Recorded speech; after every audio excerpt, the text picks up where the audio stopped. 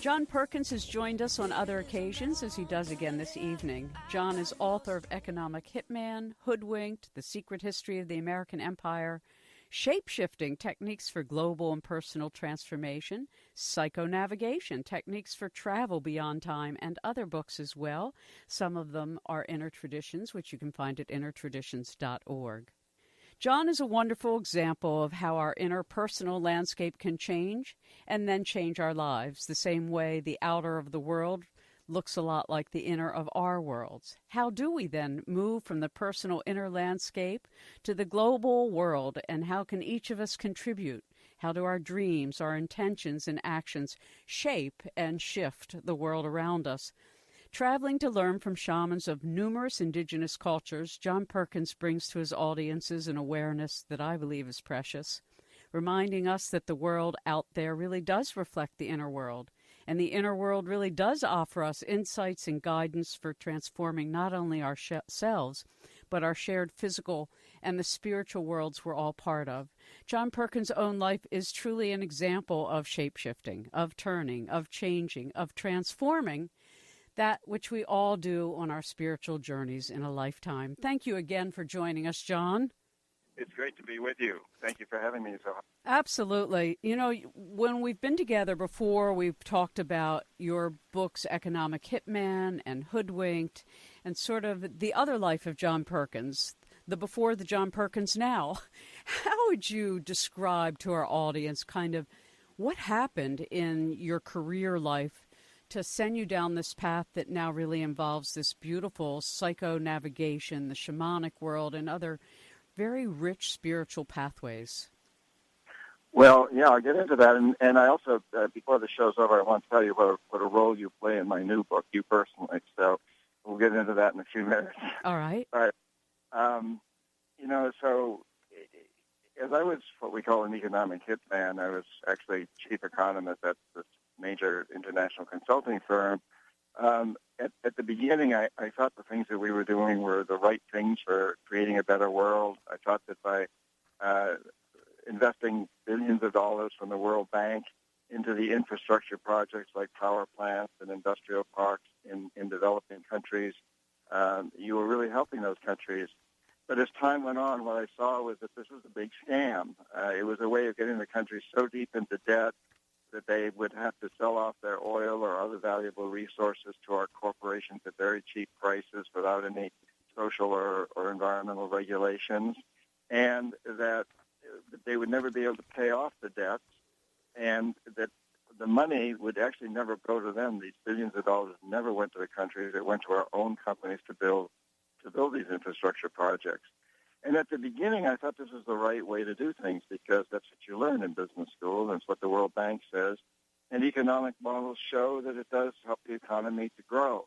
What the models don't show, and what I began to realize as time went on, is that all this was really doing was helping a bunch of very rich families in these countries, as well as our corporations, get richer and richer and more powerful. Meanwhile, the poor and the middle classes were getting poorer and poorer. But it took me a while to realize that. And once I realized it, then I realized that I had to get out, and that's when the transformation really began to happen. How old were you at that point? Well, I went into that business when I was 26 years old. I was in for 10 years. So it was during that period of my basically late 20s and early to mid-30s that this was going on. And, I've been through all the schooling. I've been in the Peace Corps. I've been in Ecuador for 3 years. So I'd been around a bit, but I was pretty naive about the way the business world operates. Mm-hmm. And in fact, most people are in that business because business schools make people naive. They don't really teach you what the real world is about out there. Right. No, they teach you to take part in the models that already exist, and the models are hierarchical, exploitive, oligarchies, something I covered ad nauseum for almost 20 years of my life and 10 years every day of the week. So, we're on the same page from a different vantage point. And I always found it a challenge as a person with a deep spiritual calling and yet also a political and economic astuteness to bring those two aspects of myself into play in a way that was balanced, which is one of the things actually that has intrigued me about sort of looking at you as one of these adventurers who has been able to still comment. I follow what you write, and I was reading a recent piece you were writing about, our bad habits, and then you list Iraq and Cuba and kind of, once again, what is a war economy for and why are we doing this? Yeah, well, and that's what I wanted to tell you is that, you, and the last time we talked, you kind of coined the phrases for me of a death economy and a life economy. And I'm using that a lot in my new book and these days, and I'll be crediting you with that in the new book. But, that really comes down to the crux of it, that what we're understanding today is that we've created a global catastrophe economically for most of the people of the world. It's an absolute failure. It's a success for a handful of people. The 85 individuals who have more assets than half the world, and it's other people. It seems like a success for them. Ultimately, it won't work for them either. But the fact is, it's an abject failure in every other way. And we've really created this death economy, which is based on warfare or the threat of it, and ravaging the earth, tearing up the very resources upon which our economy depends. Exactly. I've been studying the white spirit animals of the world. I have an interest in, they all came to me en masse in a single vision and said, write our story. So there's the white tiger and the white lion and the white buffalo and the white elephant, et cetera, et cetera. And they're all like epicenters of ecosystems around the world. They all are deeply part of shamanic traditions in the regions in which they exist, and they all speak to prophecy of this transformational time period. And interestingly enough, most of the lore and mythology associated with them has to do with a prior glacial age, and that it's heralding such major earth changes. We're in this interglacial period, and that we're moving into a glacial age. So if we could sort of shift gears to this beautiful work you do as you travel the world now and helping people find their inner navigator, the way the shamans have for millennium. What is it when you say that somebody is practicing shamanic practice or somebody is shape-shifting? Well, there's a lot of answers to that question, Zohar. I think the simple one to start with is a definition, the simplest definition that I know for a shaman that I like is a woman or a man who journeys to other worlds. And you can say prayer is that, and meditation is that, just inspiration is that. And anybody who writes a book or a song or music is gathering information from other worlds. In any case, the shaman journeys to other worlds and uses the energy, power, and wisdom from those worlds to affect change in this world. So, yeah, I think probably everybody journeys to other worlds, daydreaming, thinking, dreaming is going to another world. And then there's, priests and meditators and yogis and people who do that on a sort of a professional basis. But the shaman must always use the information that she or he gains, the energy, the power from those journeys to affect change in this world. And people think of shamans as healers, and yes, a lot of them are, and so they affect change in their clients, but cults are trying to help them get better. But shamans throughout the world also have done a great deal of work on affecting change in environments and social attitudes amongst their people, their tribes, their clans. And so right now we're at a time in history where we really, really need this. And they talk about shape-shifting as occurring on three different levels. One is the cellular, the biological level. Shamans shape-shifting into jaguars, which a lot of people have a hard time believing, but healing a wound is a cellular shapeshift. Getting cancer is a cellular shapeshift, and a lot of us know of people who seem to have miraculous cures of cancer. That's a shapeshift. That's a cellular biological shapeshift. Then there's the personal shapeshifting, being more of who we most respect about ourselves, being a better writer, being a better dancer, being a better spouse, whatever, and getting rid of addiction. That's just personal. And then there's the institutional. And right now, and they all come together in many respects, but right now that institutional one is so important because around the planet, people are waking up. We're in this consciousness revolution where people are really waking up to the fact that this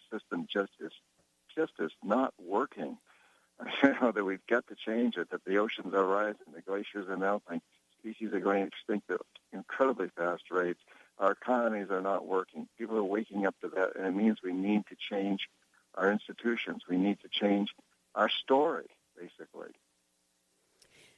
When all of us look out at the world and we can see the decimation, and certainly this show has been committed to talking about all the wonderful discoveries that have already been made, whether it's in sustainable energies or in biobiology, which is eco-housing, or holistic healing, or as you speak of traveling to inner worlds, outer worlds, off planet, in planet, and that truly it is a radical moment when sort of all the rivers come together within each one of us.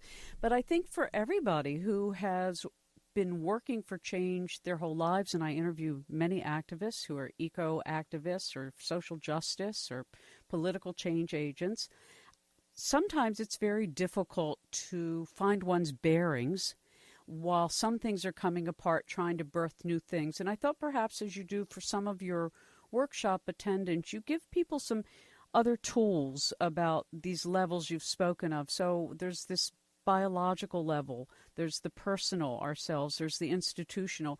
How does any one of us change ourselves? Well, I think, first of all, we have to recognize that we need to change and we want to change on an individual basis. You can't change another person. You can't change yourself unless you realize that you need to change. There's got to be a motivation there.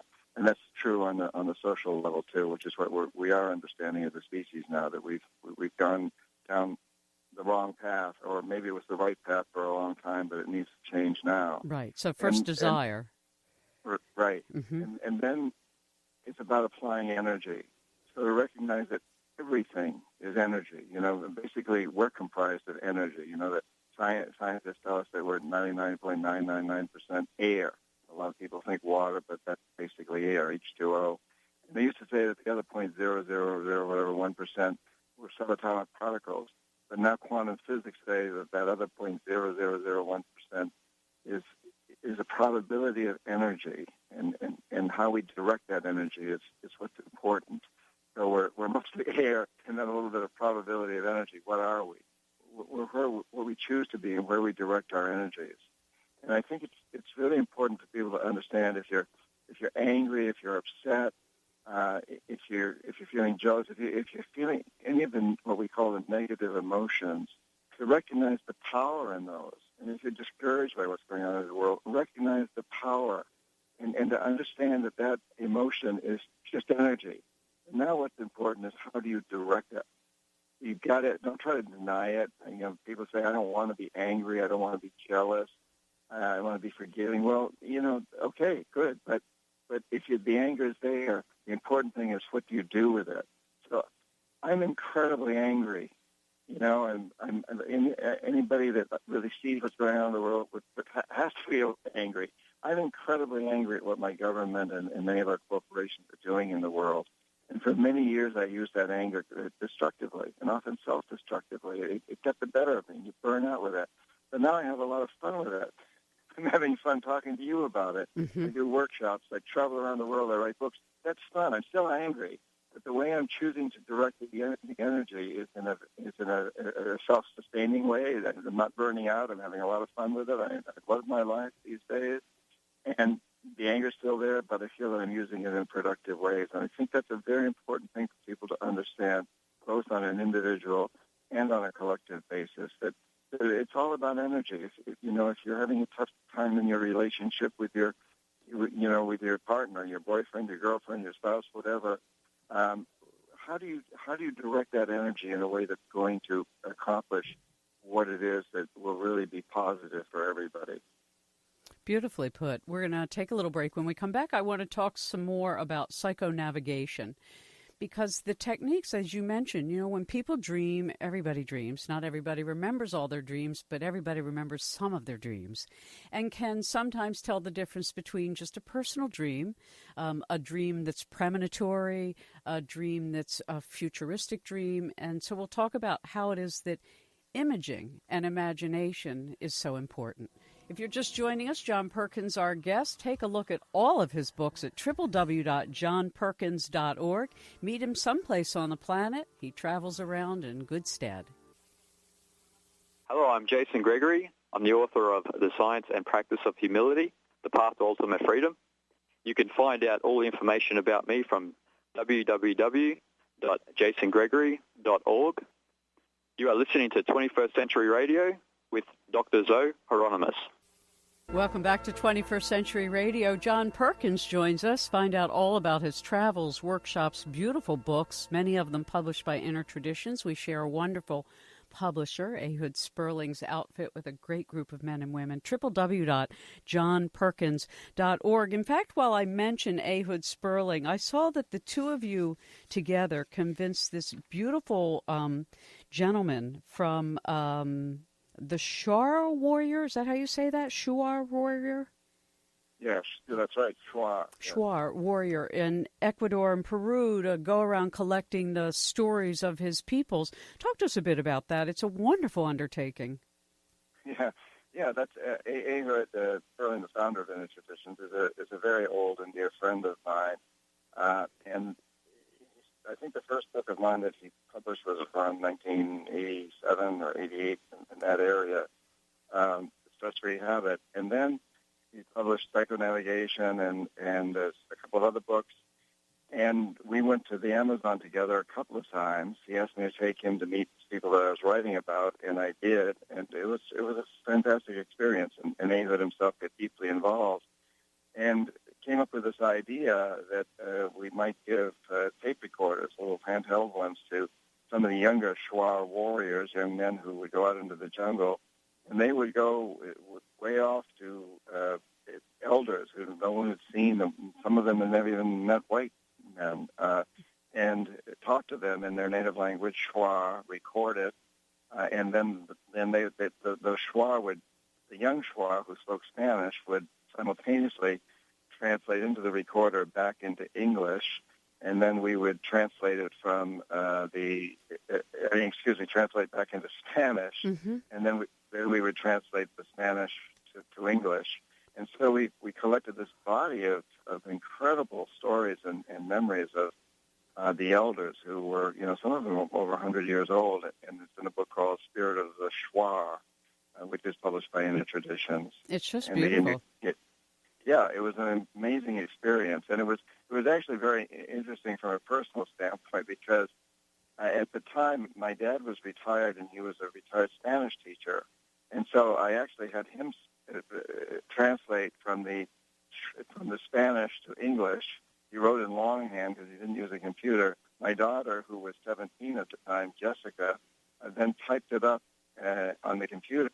And then I would go back in and massage because my dad's translations were pretty dry, just kind of straightforward. And I know the way the Shuar tell stories. They're oral traditionalists, and they tell stories with great beauty, and emotion. And so I tried to put some of that back in. But it was very funny because they talked about some of their sexual habits, which were, by our standards, quite bizarre and quite promiscuous, and about the use of sacred plants that we would call hallucinogenics.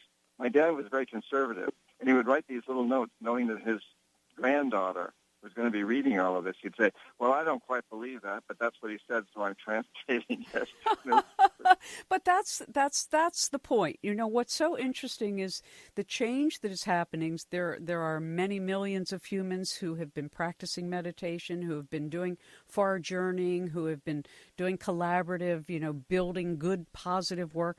And there are others who have really just been trying to live a life, pay the mortgage, take care of business, but may not have much belief about spirit. And the spirit of the Shuar, the wisdom from the last unconquered people of the Amazon, talks about the Arutum, or the life-giving spirit of nature. I don't know if I've pronounced it properly. You did, yes, that absolutely. Allows us to change ourselves. So you mentioned the key to change our story.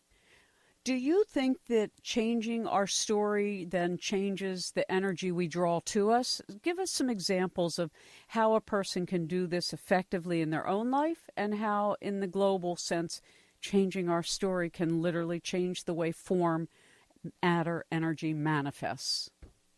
Yes, well, I talked Zohar, in one of my books, I think it's Shapeshifting, about how I became deathly ill at one time when I was living with the Shuar in the Amazon. This is long before I'd written any books. I was a Peace Corps volunteer, late 60s. And a shaman healed me. And the way he did that actually was taking me an all-night-long shamanic journey. And on that journey, I saw that I had grown up with a lot of attitude about hygiene. You had to wash your hands a lot. And I grew up in New Hampshire, Yankee Calvinists, 300 years of Yankee Calvinists. We ate very basic foods, meat and potatoes, nothing very interesting.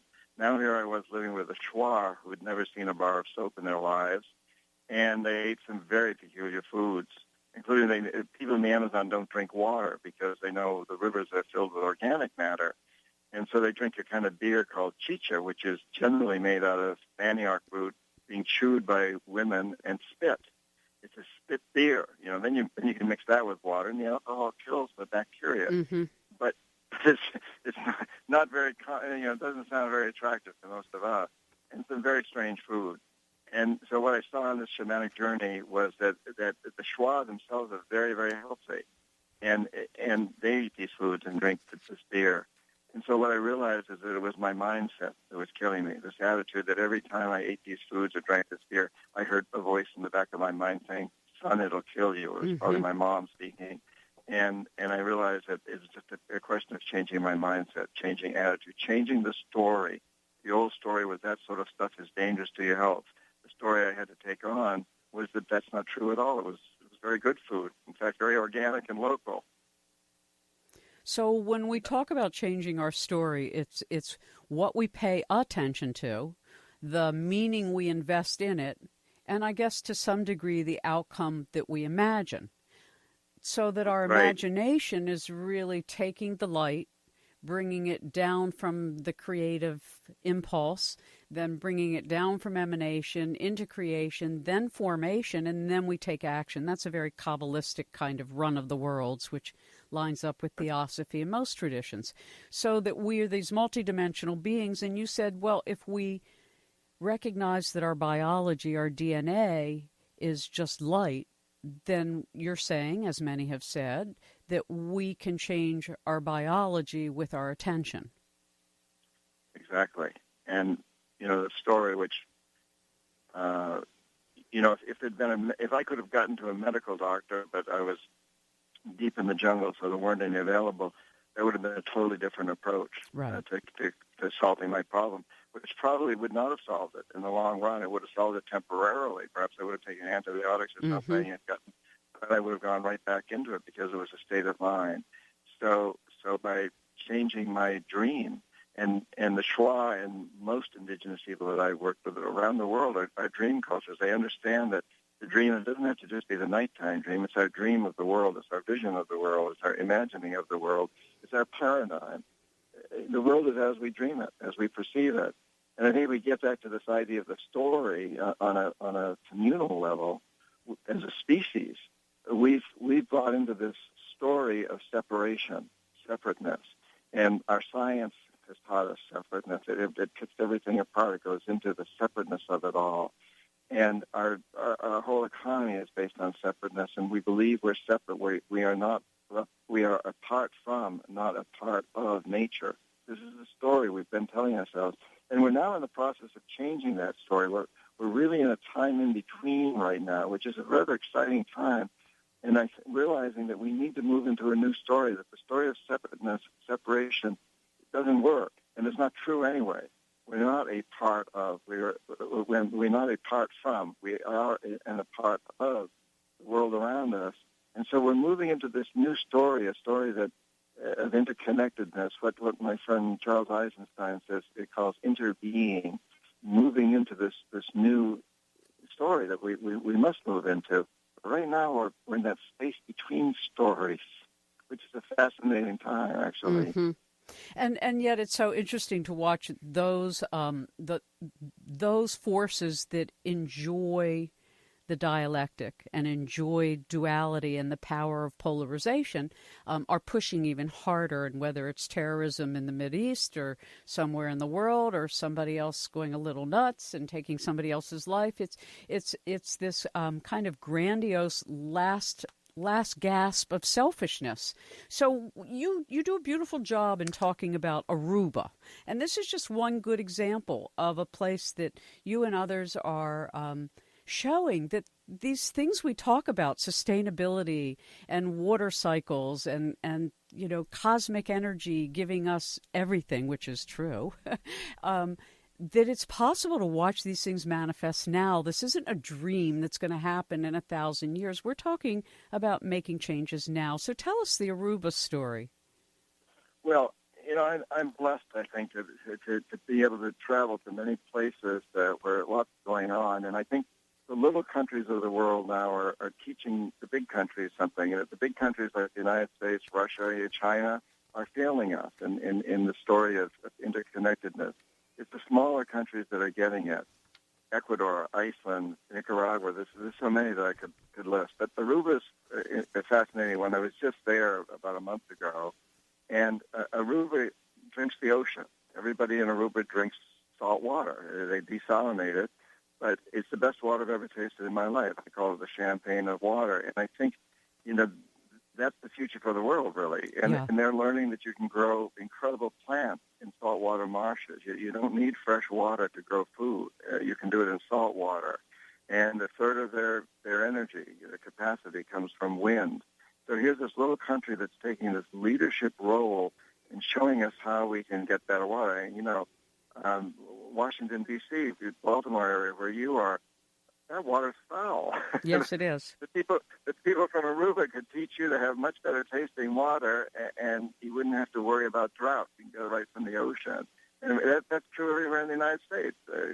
Boston, Chicago, New York, Miami, Los Angeles, the water's foul. Mm-hmm. And then there's so many parts of the world where the fresh water is drying up anywhere, where they can't get fresh water. China and India are threatened by that with the melting glaciers. So Aruba has a tremendous role to play in serving a model in that area. Nicaragua is going to sustainable energy very, very quickly, faster than anybody else. Ecuador is teaching us things about how we can do away with debt and create new forms of money. Some of these smaller countries are taking a tremendous leadership role now, and we just need to wake up and listen to them and hear and learn from them. And it's so interesting, returning to the indigenous shamanistic cultures and the preservation of these ancient oral traditions, and that the elders from all walks of life and all directions of the globe are speaking out now of their story, which is, it's just so interesting to watch things that my husband and I said decades ago, that the indigenous people will be the teachers of the world. And people would think, what are you talking about? It seems strange to people. Or when I used to say terrorism will bring the world together, and they think, that's ridiculous. Or that earth changes, climate change will bring the world together. So in Kabbalah we call this, or in the Hasidic tradition, we call this being pushed from behind.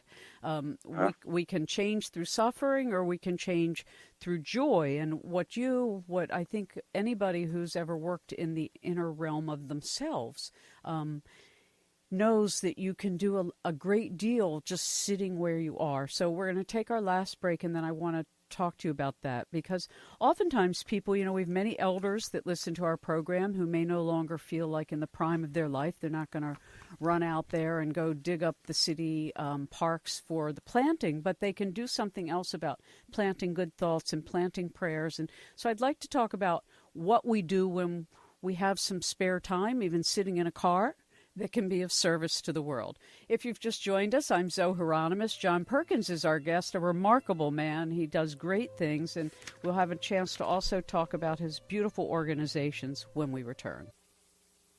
Hello, this is Allison Stevens from Heifer International. You can find out more about Heifer International at www.heifer.org,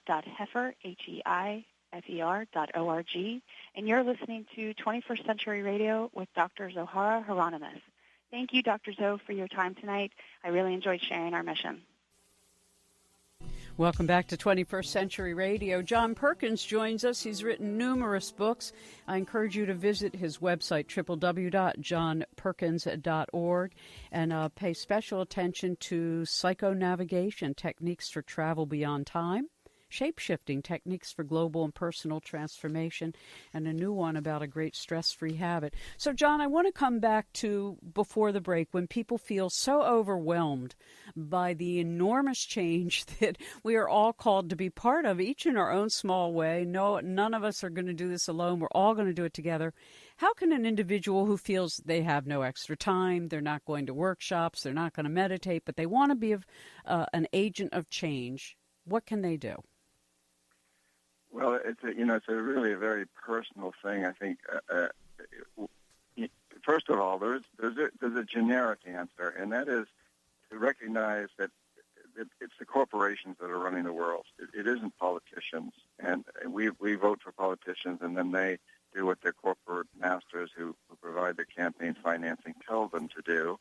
And we need to keep putting pressure on politicians. So if people are interested in working through politics, I certainly encourage that. But also to understand that corporations are behind all of this. And so everybody can get involved in changing corporations, because the marketplace is a democracy. If we choose to use it as such, every time we buy something or decide not to, or invest in a pension plan or mutual fund or directly in stock, we're casting a vote, in essence. And so, anybody can, in this day and age with computers and the internet the way it is, can organize a consumer campaign. If you've got something against Monsanto or Exxon or Walmart or Nike, you can organize a campaign very, very easily, emailing, texting, whatever, 10, 20 people 2 or 3 times a week, and asking them to email 10, 20 people and send out, an email. And the corporations listen. If you tell Nike, I love your products, but I'm not buying them anymore until you pay your laborers in Indonesia a living wage, and they get enough of these emails, they're going to listen, because we're their clients and they're investors. So that's a generic answer.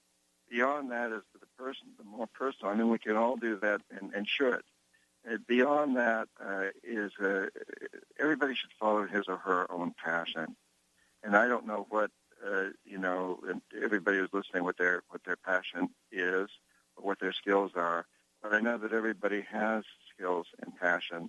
And if we all follow them but head for that same destination, of creating a world that we want our children and our grandchildren to inherit, an environmentally sustainable, socially just, spiritually fulfilling world, if we all head to that same destination, we'll get there. Oh, man. So someone like the carpenter, they build, houses and whatever they're making with as much social consciousness and environmental consciousness as possible. A dentist can talk to his patients before he cut his hands in their mouth.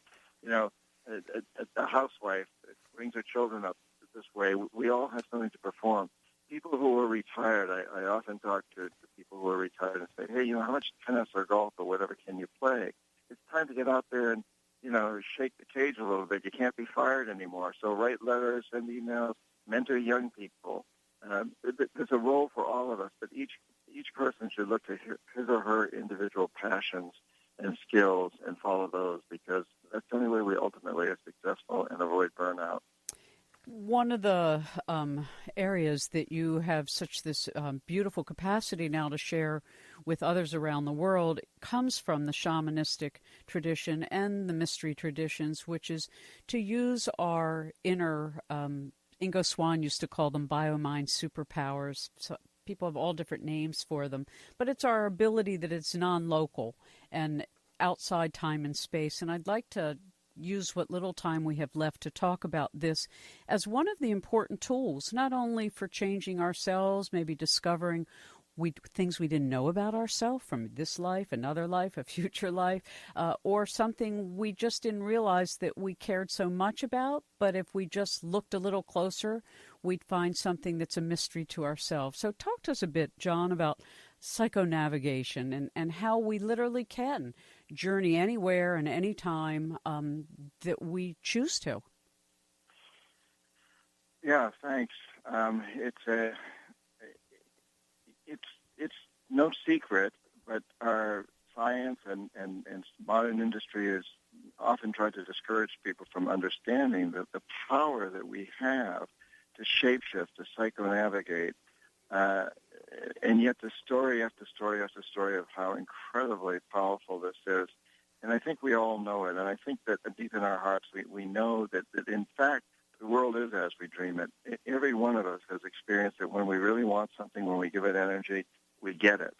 And sometimes we do that with things we don't really want. They're a fantasy. They're something we think we want, but when we actually get it, we say, God, why did I get that? And then you realize you gave it energy. You journeyed into it. And we can use that. And so it's important to give energy to the things we know we really want, not just the fantasies. And we can enjoy those on the kind of shamanic level, but we don't want them to actually materialize in this world. And we can truly see this too on a global level.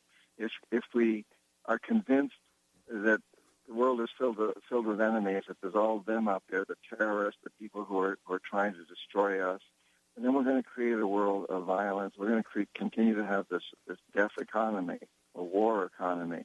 But if we truly understand that we are all living on a very fragile space station, that unlike the one our astronaut built, has no shuttles, we can't get off, and everybody's in it. Whether you're Muslim living in the Middle East and a member of ISIS, or whether you're here in the United States, we're all facing the same dilemma. And if we can come together and realize that the solution to this is love, it's truly to create a new story that's about love. And one of the organizations I founded, Dream Change, is having a huge, beautiful love summit for corporate executives to teach that the way to have successful business is through compassion, through following a public interest. And that exactly grew out of this journeying process, this dream-changing process of realizing that it is going to be love and compassion that will create the new story, the story of interbeing, interconnectedness, that we know now that we must connect if we're going to survive, that we must complete if we're going to survive as a species. It's a phenomenal time for this, and to recognize that it is this inner journey that also becomes the outer journey. There's really no separation between them. And that's been one of the interesting things coming out of sort of that New Age movement that started in the 60s with the Pluto in Leo, when everybody was sort of this open-heartedness, and we now have Jupiter in Leo, which is great because it expands everybody's heart. But we also have this extraordinary square between Pluto and Uranus that is bringing transformation so quickly and with such unexpectedness sometimes that oftentimes people want to grab on to the old when the old isn't what's stable. So share with us, if you don't mind, just some guidance about how we can create even internal places to go, or places we've seen that we love, a beach, a place in the mountains, and why these places, when we bring them to mind, actually strengthen us and reconnect our soul and spirit to the spirit of the land. Tremendous power in all of that, and I think what you said at the beginning about the planetary alignments, we're truly entering the age of Aquarius now. And we got a piece of it back in the 60s, and now we're really going into it.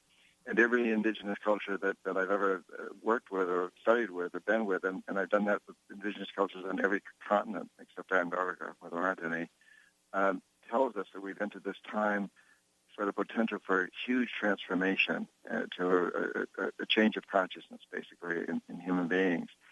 And, I think that it's for each individual to recognize that you have that there's a sacred place in you, or there's a lot of them that you can go to at any given moment. Whenever there's a problem that you can seek advice there, the advice will come. Some place within you that you can just journey to. You can call it meditation, you can call it psychonavigation, but you go into this place where you feel absolutely safe and secure. And while you're in this space, you can call on help, and you'll get it. It comes, I've taught this to corporate CEOs. I saw it to New Age people. I taught it to all kinds of people. very, very powerful. The information is there. You know, a renowned scientist, Thomas Edison, one time said, I didn't invent the light bulb. The idea was up there. I just tuned into it. And in fact, if you go to his laboratory in Florida, where he had two laboratories, one in New Jersey, one in Florida. I've been to the one in Florida. You see this laboratory of all these glass vials and test tubes and all this stuff. But then the guide will take you in and say, that now I want to take you to the most important part of this laboratory. It's a little room outside with a cot. And every day for 20 to 30 minutes, Edison would go in there and psychonavigate. Mm-hmm. And that's where he got his ideas. And he said, you know, what happened in that little room was the foundation for everything that he then put into physical form in the laboratory. It's the old shamanic idea that you journey to other worlds, which is what he did in that room, and you use power, energy, and wisdom to affect change in this world, and he did that through the energy of his laboratory. Mm-hmm. We all have that ability in whatever it is we do. Every writer, every musician, every artist, every creative person knows that to really produce good stuff, you've got to go to those other worlds. You know, the great writer Homer, the Greek writer Homer, always began all of his poems by saying, "Oh, muse, inspire me, bring me what I need to know in order to create this story." It's calling in it's being inspired, which means being in spirit, calling in spirit. It's imagination, and that comes from the word imagus, which means I, the magician, I, the shaman, I am the magician, I imagine.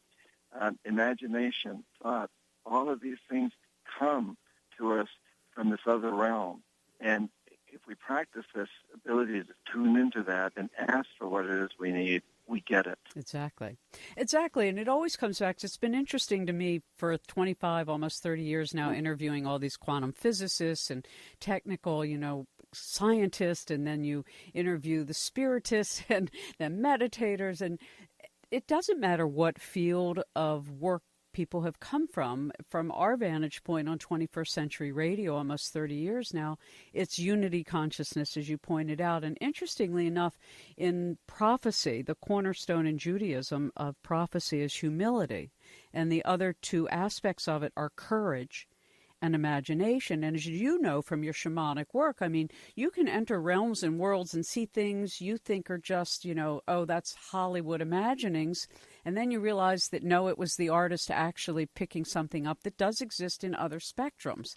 And so this multidimensional world that you can enter is so vast that our culture, I feel, unfortunately, has scared everybody with Hollywood images that are so destructive, rather than knowing there's such great love, such great peace, such great wisdom, and so many beautiful elder beings on the other side and ascended masters who want to help us, that I really encourage everybody to sort of try to get rid of that fear of what you can't see and ask with love that what you can't see come to you. And it's really about what we ask for and what we accept, isn't it, John, in large measure?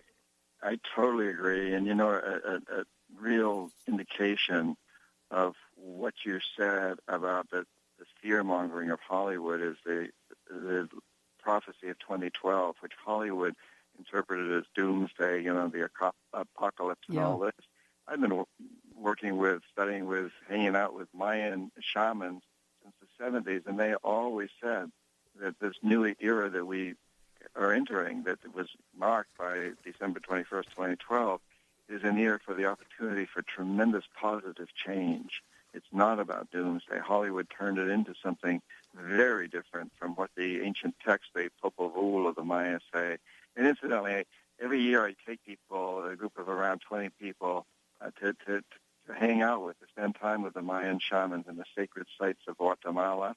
And also this year, and that's in January of 2016, this next one, and I do one to the Kogi people, the elder brother, these very, very powerful shamanic peoples in the mountains of Colombia, right on the Caribbean coast. I do that trip in January, and if people go to johnperkins.org, they can come and join me. I wish you'd come and join me, Sahara, on one of these trips.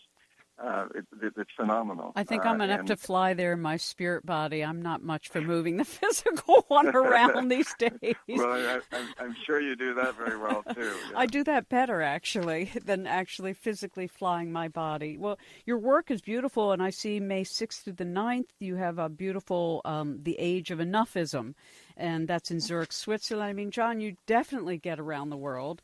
And if there's a closing thought you'd like to leave our audience with, and I thank you in advance for crediting me with the banner of the life economy and death economy, because it's true. I mean, when I spoke to you, Spirit inspired me that this man travels the world and really can make use of this insight. So thank you. I really, really humbly thank you. Thank you. You're welcome, and thank you very much, because, it's a major part of my new book, which will be coming out sometime in the next 18 months. Good. And the closing thought is just that I think we live in the most incredible time in human history. It's the greatest revolution human beings have ever experienced. But we're living at a time that's much bigger than the agricultural or industrial revolutions. It's a consciousness revolution. People are waking up across the planet, and now it's time to take action and to enjoy it, to understand that this is an amazing, incredible time, and it's important to really enjoy this. I agree. To understand that. We're going to have to say goodnight. With love to John Perkins, www.johnperkins.org. 21st Century Radio is produced by Hieronimus and Company. Our executive producer and research assistant is Laura Kortner. Our engineer is Anita Brockington, and I'm Dr. Zohara Hieronimus.